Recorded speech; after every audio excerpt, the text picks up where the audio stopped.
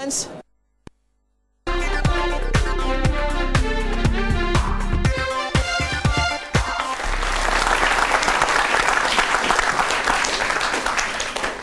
kepada anda yang baru saja menonton kita membincangkan isu meremajakan demokrasi di Malaysia dan kita teruskan saja perbincangan. Tadi kita potong sekejap Presiden Majlis Perwakilan Pelajar Universiti Islam Antarabangsa. Silakan Muhammad Adib. Sambung. Tadi kata membutakan. Membutakan. Jadi apa yang saya maksudkan sebagai membutakan? Siapa yang membutakan tu? Sebenarnya kebanyakan golongan belia terutamanya mahasiswa ditakut-takutkan dengan akta seperti mana AUKU yang digubal pada 1971.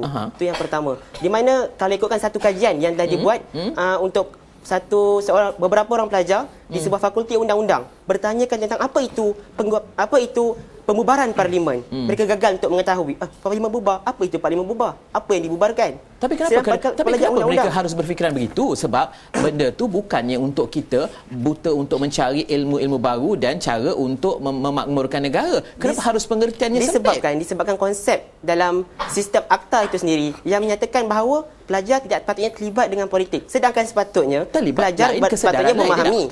Mereka belajar tentang politik. Tetapi mereka tidak boleh untuk mengaplikasikan politik itu dalam kehidupan mereka. Faris masuk. Ya, kalau kita lihat, saya tidak mahu mendefinisikan demokrasi itu sebagai satu terlibat dengan politik langsung. Ia adalah merupakan satu peradaban kemanusiaan. Apabila kita terima peradaban kemanusiaan itu adalah sebenarnya tujuannya apa sebenarnya? Adalah untuk memecah kemiskinan. Kemiskinan yang kita landa daripada hari pertama Nabi Adam alaihissalam sampai hari ini, yang kita masih mewarisi adalah apa? Kemiskinan jiwa dan kemiskinan minda. Jadi peradaban dunia ini, iaitu yang di bawah istilah demokrasi ini, adalah untuk memecah kemiskinan jiwa dan kemiskinan minda. Masalahnya, saya yakin bahawa saya pernah jadi siswazah di IPTA. Sebenarnya bukannya aku yang menjadi masalah. Sebenarnya kita adalah miskin minda. Dan jiwa kita tidak bebas untuk menetapkan suatu keputusan apa yang kita perlu lakukan pada keesokan harinya, bulan depan dan tahun depan.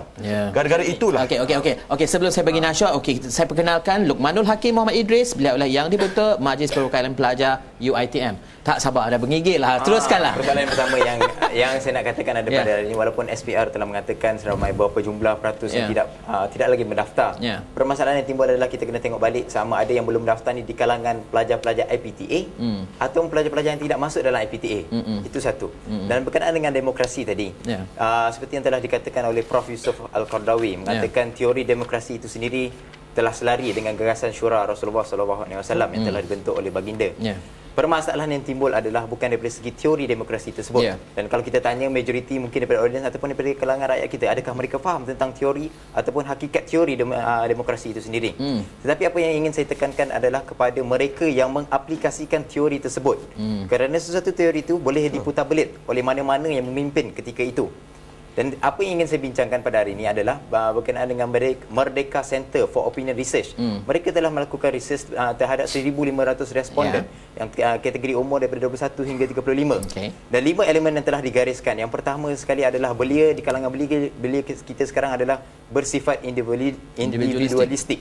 Yang mana mereka lebih mementingkan kehendak sendiri berbanding kehendak umum. Itu yang pertama.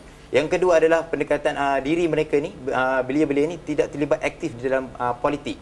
Kerana mereka menganggap kalau kami suarakan sesuatu perkara, adakah mereka-mereka yang menjadi wakil kami akan mendengar?